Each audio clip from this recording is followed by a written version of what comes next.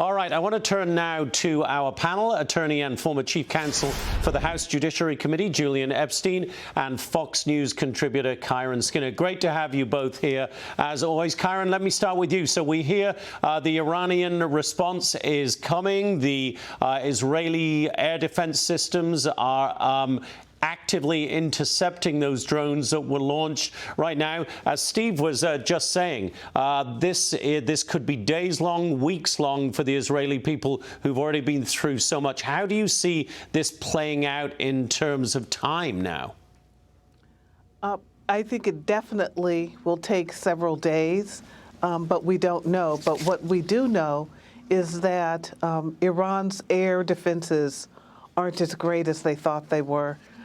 This has been something that's been revealed over and over since October 7th, 2023, when the horrific attacks against Israel began. You know, immediately after October 7th, the Biden administration said Iran wasn't involved. This is Iran's war. And what we have seen today is one more piece of evidence.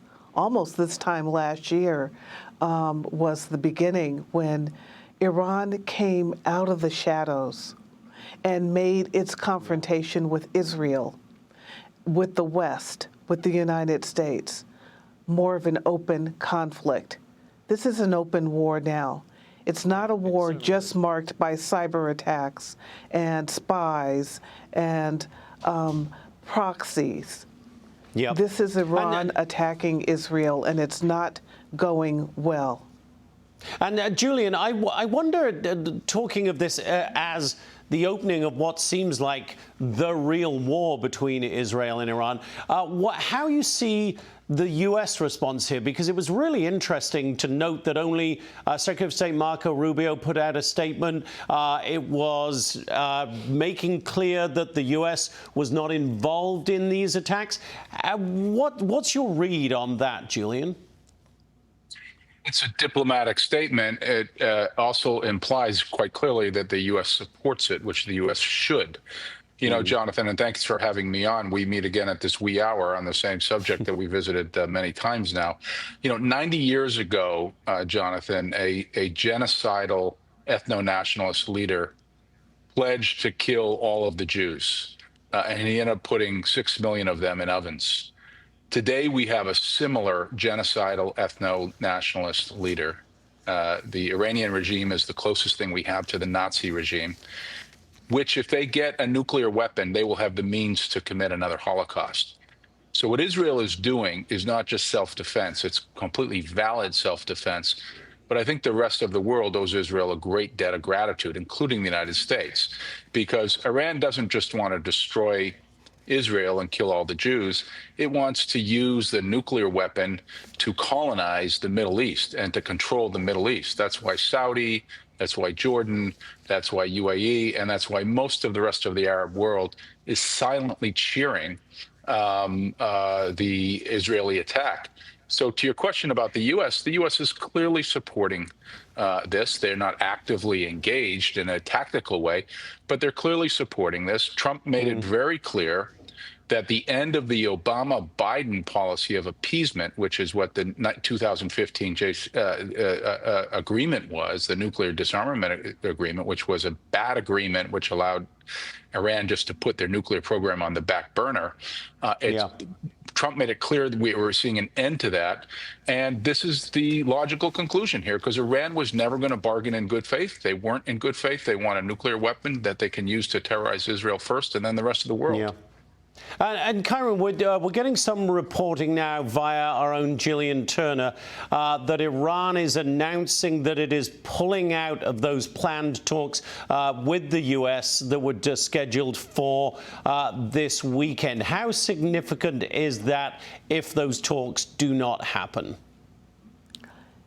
It's expected that Iran would pull out of the talks, given what has happened. I don't know how significant it is because, in fact, you know, Iran wasn't going to negotiate in good faith. It's, in fact, important that Donald Trump, as the U.S. president, attempted to negotiate in good faith. He's a peace strategist. He wanted to give Tehran an opportunity. It failed.